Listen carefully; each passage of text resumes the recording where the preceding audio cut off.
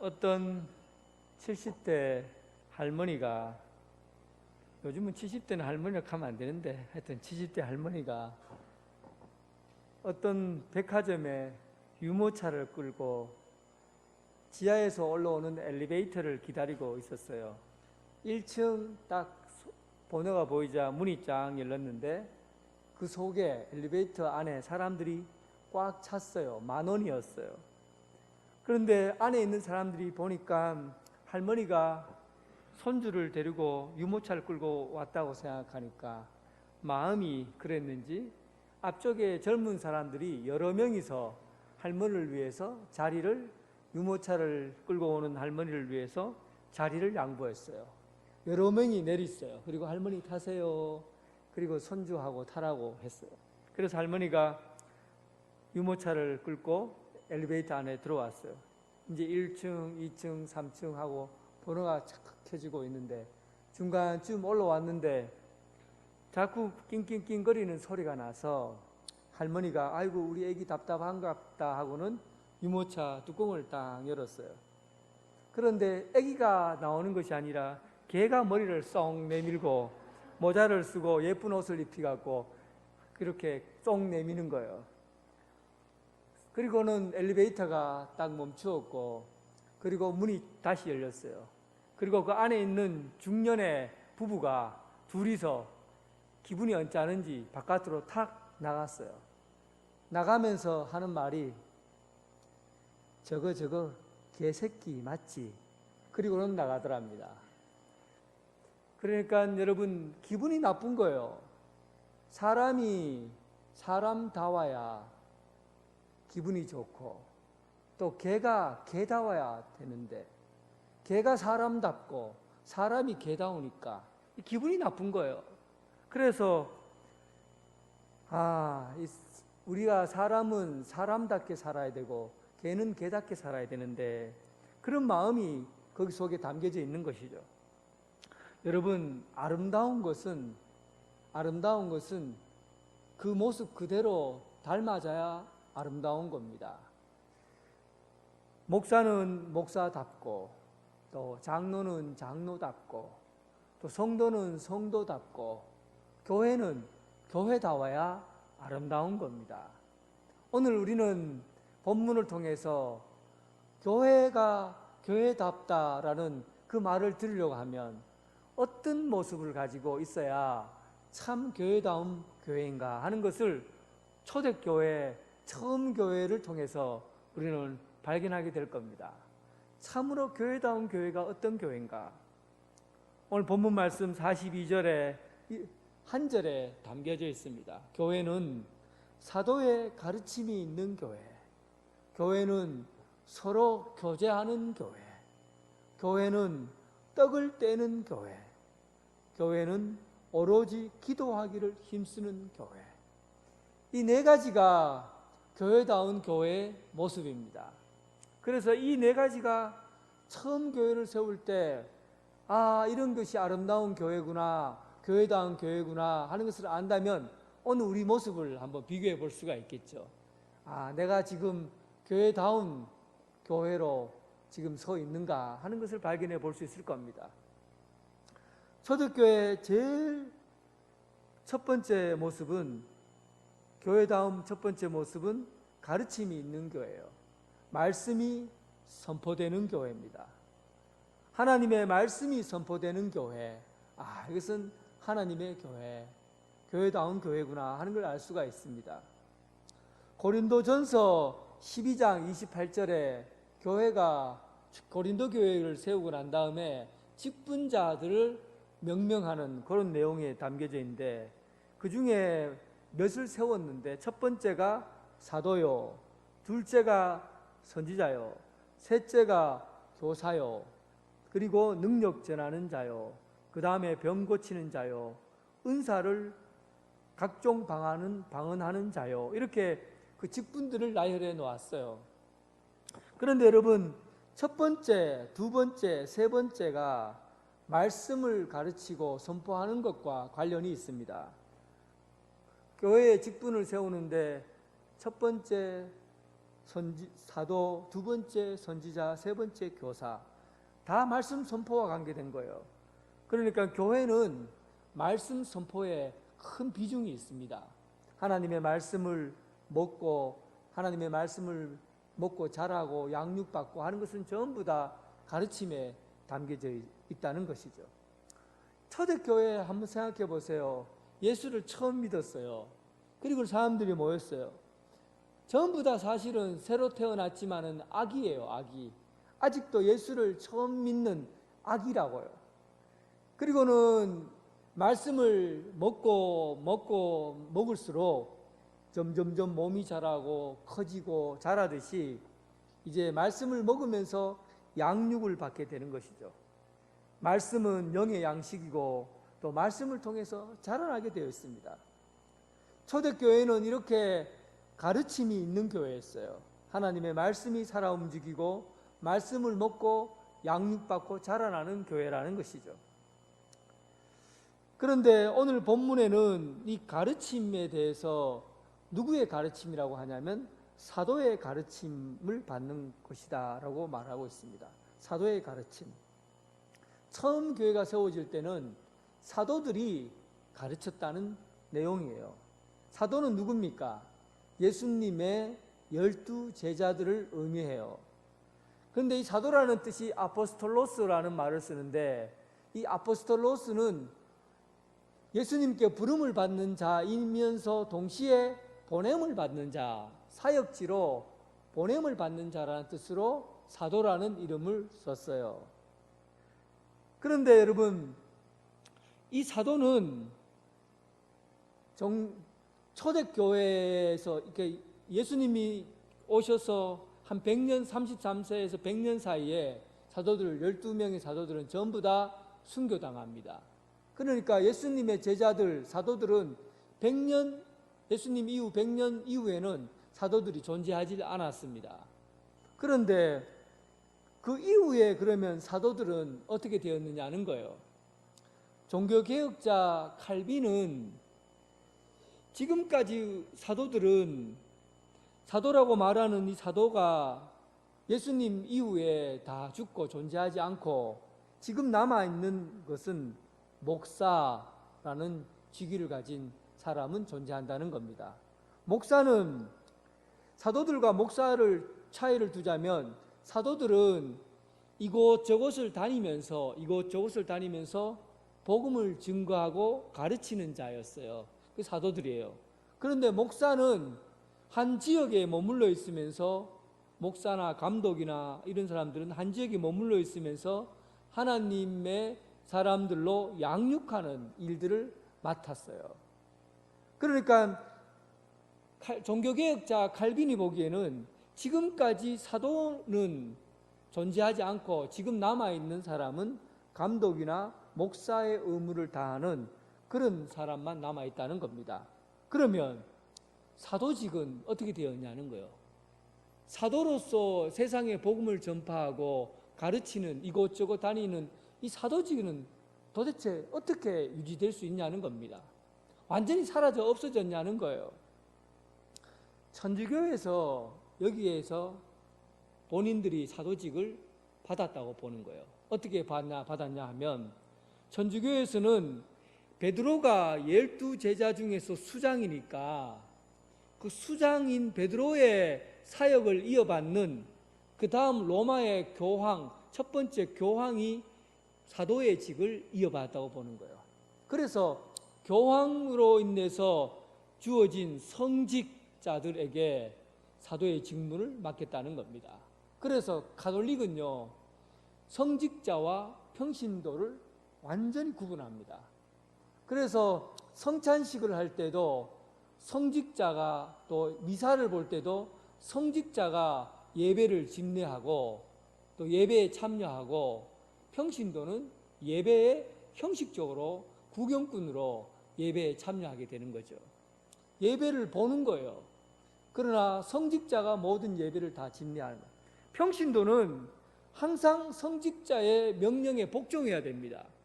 죄를 지었으면 성직자에게 죄를 고해하고, 그리고 그 죄를 고해한 것에 대한 결과를 판단해서 내리는 것이죠. 이게 천주교예요. 그런데 종교개혁자들은 이 사도직이 누구에게 전승되느냐라고 봤냐면, 종교개혁자들은 이 사도직이 교황에게 전수된 게 아니고, 오늘 예수님께서 말씀하신 본문 마태복음에 있는 말씀, 가서 모든 족속으로 제자를 삼아라, 그리고 내가 분부한 모든 것을 가르쳐 지키게 하라 하는 걸로 보아서, 제자로 부름받은 모든 사람들에게 사도의 직이 이어졌다고 보는 겁니다. 그러니까 교황에게 사도의 직이 이어진 것이 아니라 누구에게 이어졌다는 겁니까? 천주교에서 말하는 평신도들에게 사도의 직분이, 사도의 직위가 이어졌다는 그런 내용이에요. 그렇게 한다고 생각하면 이 개신교는 여러분, 평신도는 존재하지 않습니다. 개신교에서 평신도라는 말이 존재하지 않아요. 왜냐하면 사도의 직을 성도들이, 제자들이 그대로 물려받아서 예수님께서 우리에게 가르친 말씀을 세상에게 전하는 사역을 우리 성도들에게 주어졌기 때문에, 결론적으로 얘기하자면 사도직은 여러분들에게 전승되고 있다는 겁니다. 그렇게 놀랄 일은 아닌가 봐요. 굉장한 일입니다. 교황의 자리가 사도직의 자리예요. 근데 그 교황의 자리에, 사도직의 직분에 있는 이 자리를 성도들이 그대로 물려받았다는 겁니다. 그러니까 사실 제가 제 주변을 한번 살펴보니까요, 제가 복음을 전하려고 해도 제 주변에 있는 사람들은 전부 다 목사예요. 그리고 제 학교 동기들은 예수 안 믿는 사람이 없어요. 전부 목사지요. 그리고 제 친구들은 대부분 다 목사나 장로나 뭐 대부분 그래요. 그리고 또 저랑 가까이 잘 알고 있는 사람들은 대부분 누굽니까? 여러분들이잖아요. 교인이잖아요. 제가 1년 내내 만나는 사람들을 가만히 비교해 보면요, 안 믿는 사람하고 접촉할 일이 거의 없어요. 그런데 여러분들을 한번 생각해 보세요. 여러분들은 주변에 있는, 직장에서 주변에 있는 사람들을 보면 예수 믿는 사람보다 예수 안 믿는 사람이 더 많을 겁니다. 시장에 가서 사람을 만나도 안 믿는 사람이 더 많아요. 주변에 가까운 사람들을 비교해 보면 그 친구들도 대부분 안 믿는 사람들이 많을 거예요. 그러니까 저는 목사예요. 여러분들을 하나님의 사람으로 양육시키고 키워서 세워서 사도의 직분을 감당하도록, 세상에 복음을 전할 수 있는 그 가르침에 이르도록 키우고 훈련하는 역할을 하는 사람이 저예요. 여러분들은 하나님의 말씀을 잘 양육받아 갖고 그 말씀을 배운 대로 아포스톨로스, 사도의 직분을 감당해야 될 사람들이 바로 여러분인 것이죠. 이것이 교회입니다. 이 교회예요. 교회는 하나님의 말씀이 선포되고 그 말씀이 선포되는 것을 받아서 양육받고, 양육받은 주님의 제자들이 저 땅끝까지 복음을 들고 다시 이 복음을 가르치러 선교사로 파송되는 교회, 그 교회가 아름다운 교회, 교회다운 교회입니다. 그래서 여러분들이 스스로 나는 평신도예요, 나는 교회 구경하러 왔어요, 나는 예배만 잘 드리면 되고, 그리고 교회에서 그냥 자기 자리만 지키면 되는, 목사님이 하라는 대로만 하고 시킨 대로만 하면 되는 평신도예요, 이렇게 생각하면 여러분들의 자리는 없습니다. 성도의 자리, 제자의 자리는 바로 하나님의 말씀으로 양육받고, 양육받은 사람들이 말씀을 가지고 세상에 나가 복음을 전하는 이 사역자의 자리를 감당해야 아름다운 교회가 되는 것이죠. 여러분, 교회다운 교회, 하나님의 말씀이 있는 교회, 말씀을 통해서 제자되는 사도의 직분을 감당하는 성도가 되길 주님의 이름으로 축원합니다. 교회가 이렇게 중요합니다. 두 번째는 교회는 빵을 떼는 공동체예요. 세례와 성찬이 있는 공동체라고 그러죠. 이것을 성례전이라고 합니다. 성례전은 예수님께서 우리에게 제정하시고 예수님께서 직접 하라고 하신 그런 예전, 거룩한 예식을 성례전이라고, 예수님이 직접 오셔서 명령하신 것을 성례전이라고 그래요. 우리 개신교회는 성례전을 두 가지를 지킵니다. 세례 예식과 성찬 예식을 지켜요. 천주교회는 7가지 칠성례를 지킵니다. 그런데 예수님께서 성경에 성례전을 지키라고 한 것은 두 가지밖에 없어요. 세례전과 성찬, 두 가지밖에 없습니다. 어쨌든 이 성례전, 떡을 떼는 이 일들은 예수님께서 오셔서 우리에게 하라고 말씀하신 것이지만 실제로 성도들은 함께 모여서 저녁 식사를 하면서 이 성례전을 같이 행했습니다. 저녁 식사를 할 때 어떤 마음으로 했겠어요? 떡을 떼면서 이게 빵을 함께 나누면서 이것이 예수님의 몸이지, 포도주를 함께 마시면서 이것이 예수님의 피지, 그러면서 예수님께서 우리를 위해서 죽으시고 다시 사시고 또한 우리에게 주신 하나님의 그 크신 은혜를 기억하게 되는 것입니다. 한번 여러분들의 삶의 패턴을 한번 보세요. 또 저의 패턴도 마찬가지지만 대부분 사람들은요, 은혜를 오래 기억하기보다는 내게 나쁜 일을 나쁘게 말하고 또 자존심 상하게 하고 마음에 상처를 주고 이런 일에 대해서 우리는 오랫동안 기억하는 습관이 있습니다. 자꾸 반복해요. 제가 아는 어떤 회사의 사장님 한 분은 집사님이신데 회사를 경영하고 있어요. 이 똑똑하고 좀 사회적으로도 조금 그래도 배운 사람인데 보이시피싱을 2번이나 당했어요. 뭐 세금을 감면해 준다고.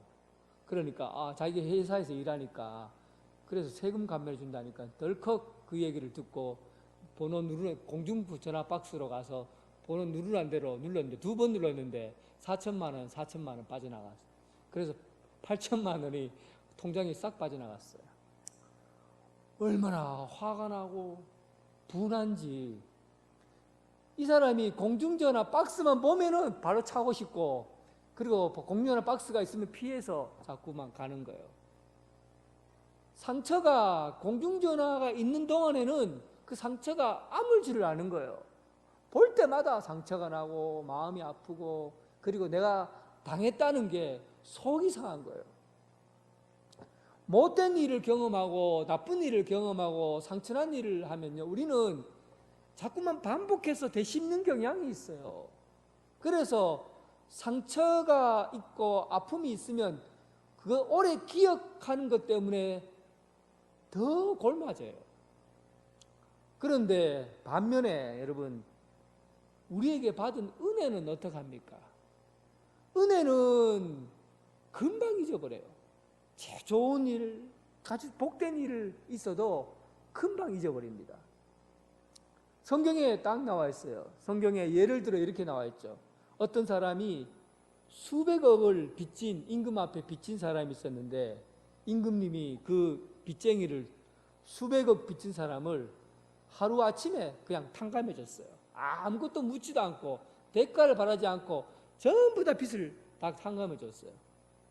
얼마나 기뻤겠어요. 수백억의 빚을 진 사람이, 임금이 하루아침에 빚을 사해줬으니 너무 기쁘고 너무 은혜가 감사한 거예요. 은혜죠, 은혜. 자기 감당할 수 없는 은혜죠. 그리고 문을 열고 바깥으로 딱 나오는 순간 그 은혜를 싹 잊어버리고, 자기 눈앞에 100만 원 빚진 사람이 딱 보이니까 이놈 왜 내게 빚을 갚지 않냐고 먹살을 잡고는 감옥에다 집어넣어 버렸어요. 성경에서 무엇을 얘기하려고 한 겁니까? 사람이 은혜를 이렇게 잘 잊어버린다는 거예요. 하나님께 받은 그 크신 은혜를 우리는 쉽게 잊어버리고 사는 거예요. 교회는 은혜를 간직하는 교회입니다. 은혜를 보존하고 또 은혜를 되새기고 받은 은혜를 생각하며 그 은혜를 감사하며 그 감사함으로 응답하며 살아가는 게 우리 교회 성도들의 삶이에요. 은혜를 기억하는 방편으로 세례식과 성찬식을 거행하도록 한 겁니다. 예수님을 믿고 내가 새로 태어났다는, 죄사함을 받고 새로 태어났다는 그런 은혜를 경험하기 위해서 세례식을 경험하고, 그리고 예수님께서 우리를 위해서 몸을 주시고 또 피를 흘려주시고 그 감격적인 그 크신 사랑을 우리가 몸으로 경험하기 위해서 예수님의 몸이신 빵과 그리고 포도주를 마실 때마다 주님께서 나를 사랑하시는 것, 그 놀라운 은혜를 되새기게 되고 감사하게 되는 것이죠. 우리에게 눈에 보이는 하나님의 은혜를 내 몸으로 받아서 내 몸에 간직함으로 그 은혜를 몸으로 함께 살도록 기억나도록 하는 것이 바로 성찬 성례식입니다. 우리는 잘 잊어버리기 때문에, 은혜를 잘 기억하지 못하기 때문에 하나님의 은혜를 보존하고 그 은혜를 간직하며 날마다 되새기며 살라는 것이죠. 그러니까 이 성찬 예식이 얼마나 중요합니까? 교회는 성찬 예식이 날마다 매 주일마다 진행되는 공동체였어요. 그리고 성찬식을 통해서 이것은 나의 몸이고 예수님의 몸이고 이것은 예수님의 피다. 그리고 너와 이 몸과 피를 함께 마신 사람은 예수 안에서 하나가 된다는 것을 알게 돼요. 예수님의 공동체, 하나가 되는 것을 경험하게 됩니다. 저희 교회에서는 성찬식을 할 때 먼저 먹지 않고 함께 먹자 이렇게 하잖아요. 다른 교회에서는 그래 하지 않지만 우리 교회에서는 유독 그렇게 합니다. 함께 마시겠습니다. 함께 먹겠습니다. 이렇게 하는 것은 우리가 예수 그리스도 안에서 하나다, 한 몸이다 라는 것을 나타내기 위해서 그렇게 합니다. 교회는 떡을 떼는 공동체이고 그리고 서로 한 형제며 또 자매인 것을 나타내는 공동체라는 의미에서 성찬 예식이 거행되고 성찬 예식을 거행하는 것입니다. 또 여러분, 교회다운 교회는 성도의 교제가 있는 공동체입니다. 교제. 초대교회를 생각해 보세요. 그래도 우리는 한 인종으로 모이니까 그렇게 차별이 없어요. 그런데 초대교회, 안디옥 교회든지 간에 빌립보 교회든지 간에 에베소 교회, 갈라디아서 교회, 고린도 교회, 그 초대교회들은요 인종이 다양했어요. 유대인들도 있었지만은 이방인들도 있었죠. 그리고 농장의 주인도 있었고 그리고 종도 함께 있었어요. 여자도 있었고 남자도 있고 그리고 학벌이 높은 사람도 있었지만 학벌이 낮은 사람도 있었고 가난한 사람도 있었고 부유한 사람도 있었고 정말 다양한 사람들이 교회에 모였습니다.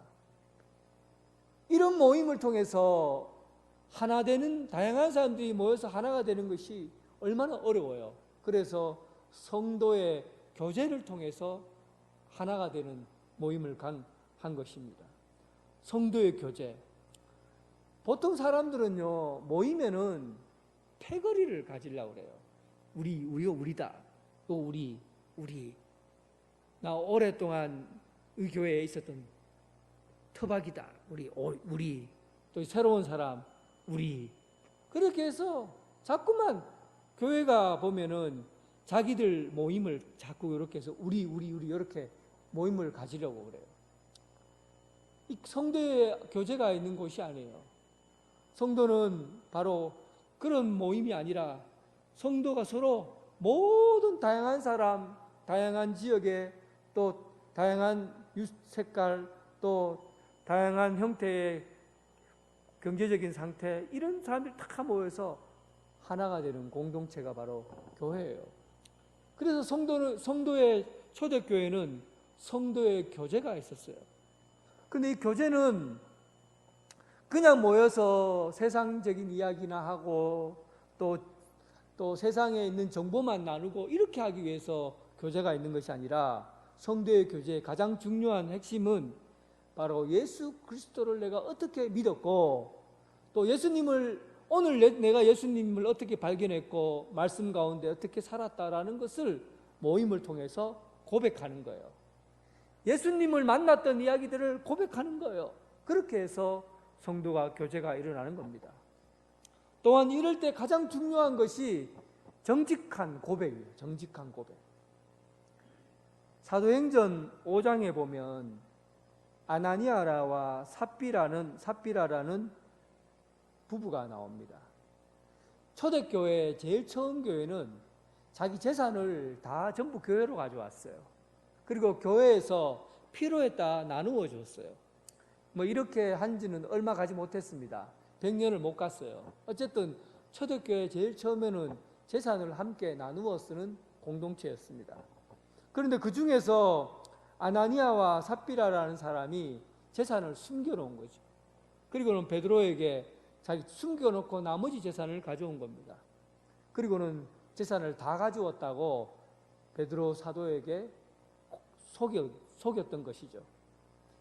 정직하지 못했겠어요. 거짓말을 친 거예요.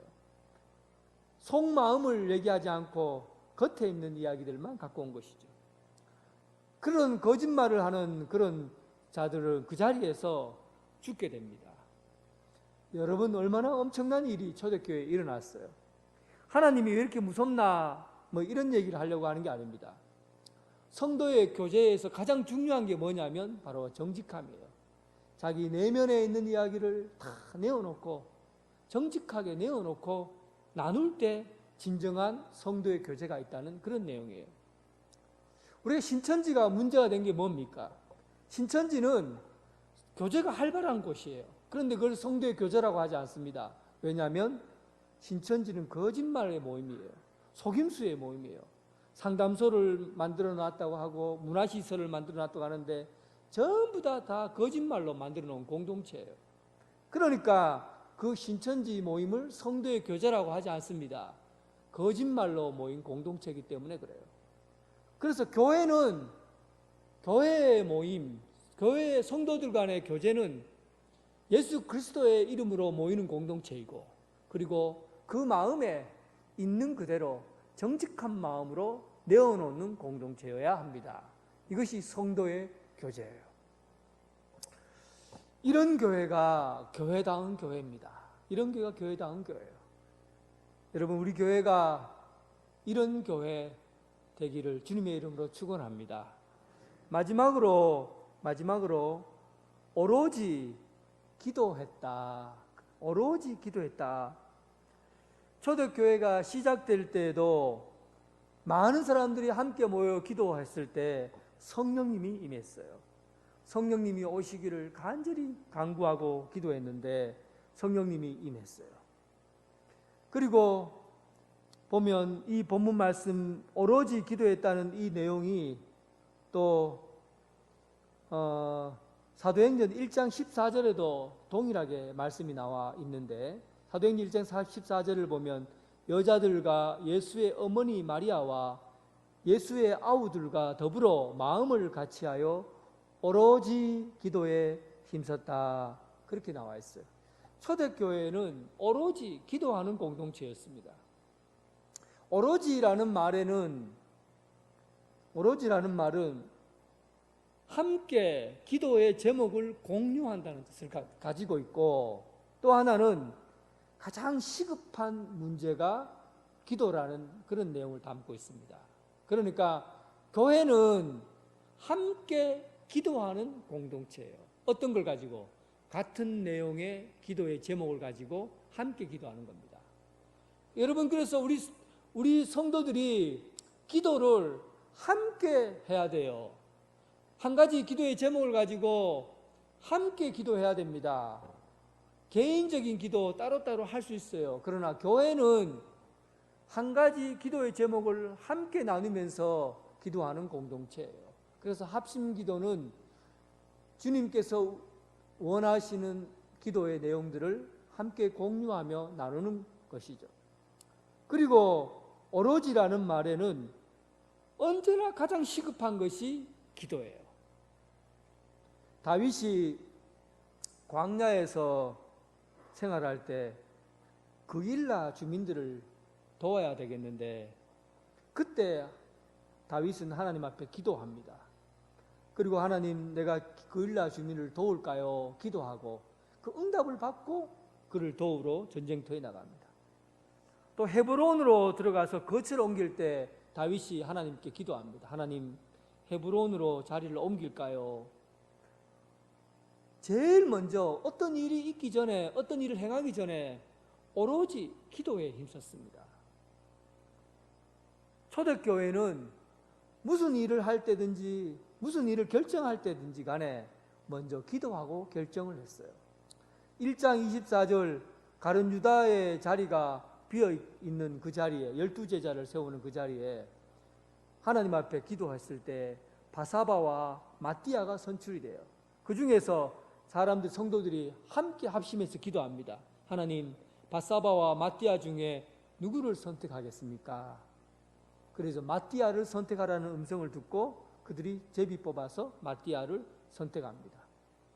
교회는 무슨 일을 결정하든지 간에 기도가 가장 우선이에요.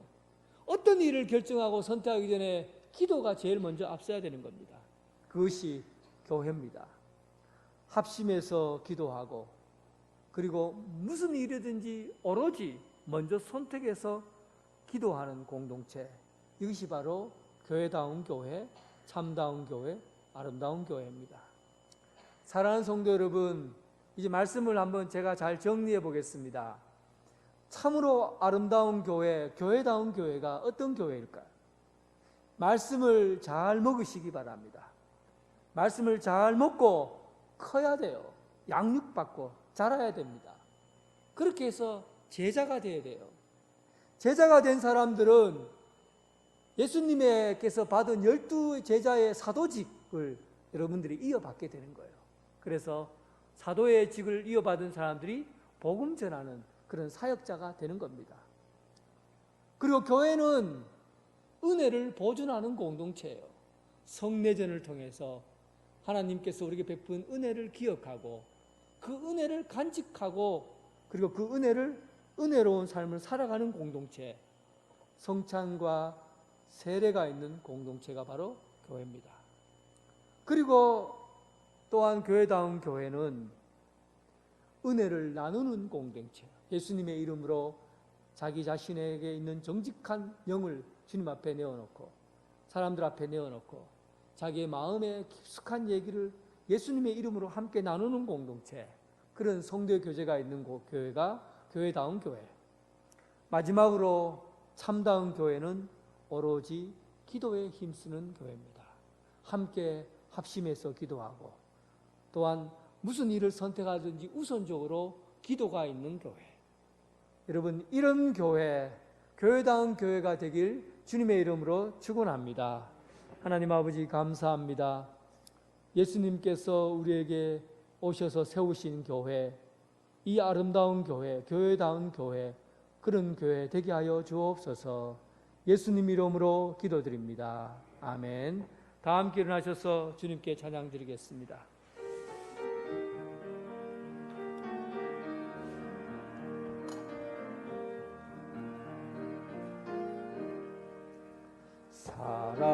사랑하는 주님 앞에 형제 자매 한자리에 크신 은혜 생각하며 즐거운 찬송 부르네. 내 주 예수 본을 받아 모든 사랑 내 몸같이 환난 근심 위로하고 사랑하세. 사랑하는 주님 앞에 온갖 충성